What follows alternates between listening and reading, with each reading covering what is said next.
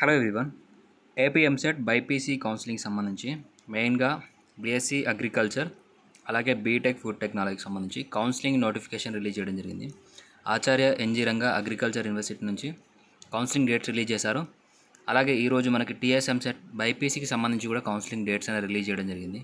So important dates ఏంటి, ఎవరెవరు application చేసుకోవచ్చు, లాస్ట్ డేట్ ఏంటి అనేది డీటెయిల్స్ ఎక్స్ప్లెయిన్ చేస్తాను. చివరికి చూడండి. కంప్లీట్ గైడెన్స్ గురించి ఛానల్ సబ్స్క్రైబ్ చేసుకోండి. డిస్క్రిప్షన్లో కౌన్సిలింగ్ మెంటర్షిప్ ప్రోగ్రామ్కి సంబంధించి వాట్సాప్ నెంబర్ ఉంటుంది. మీకు కంప్లీట్గా గైడెన్స్ కావాలనుకుంటే మెంటర్షిప్లో జాయిన్ అవ్వచ్చు.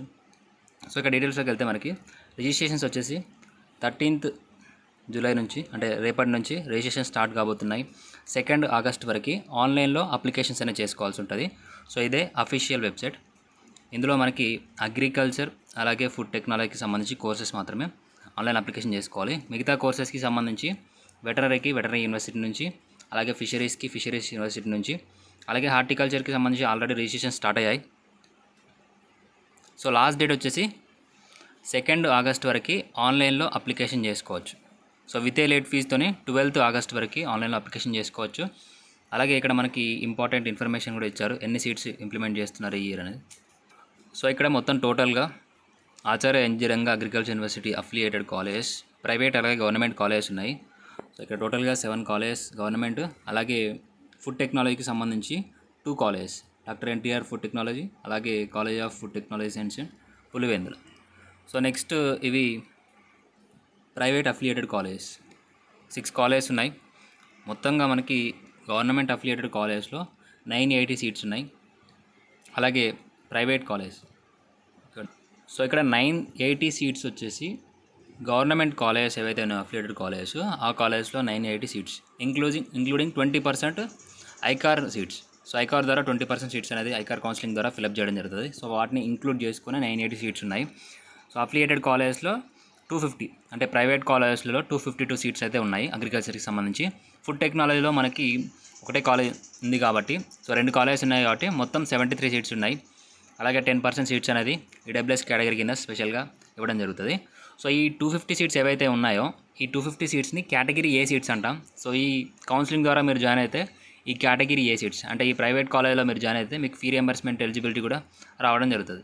సో ఒకసారి ఫీ డీటెయిల్స్ కనుక అబ్జర్వ్ చేస్తే, యాంగ్రో అఫిలియేటెడ్ కాన్స్టిట్యూయెంట్ కాలేజెస్లో మీరు జాయిన్ అయితే, అంటే గవర్నమెంట్ కాలేజ్లో మీకు సీట్ వస్తే పర్ సెమిస్టర్కి 46,429 రూపీస్ అనేది అగ్రికల్చర్లో సీట్ వచ్చిన వాళ్ళు, అలాగే ఫుడ్ టెక్నాలజీలో సీట్ వచ్చిన వాళ్ళు 49,879 రూపీస్ అనేది పర్ సెమిస్టర్కి పే చేయాలి. అలాగే ఇలా రీఫండబుల్ ఫీ కూడా మీకు ఉంది, అప్రాక్సిమేట్లీ 10 to 20,000 వరకు రీఫండబుల్ ఫీ కూడా ఉంటుంది.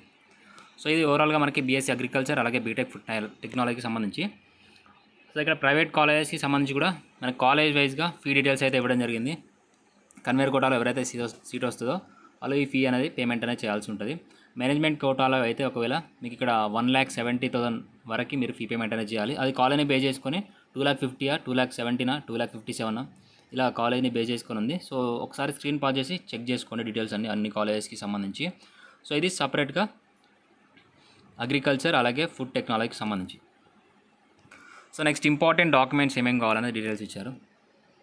ఇంటర్మీడియట్కి సంబంధించి ఎంసెట్కి సంబంధించి హాల్ టికెట్, అలాగే EAMCET rank card, next SSC memo, next caste certificate, so community certificate. BC OC వాళ్ళకి అవసరం లేదు, ఎస్సీ ఎస్టీ అలాగే బీసీ వాళ్ళకి క్యాస్ట్ సర్టిఫికేట్ అవసరం అవుతుంది.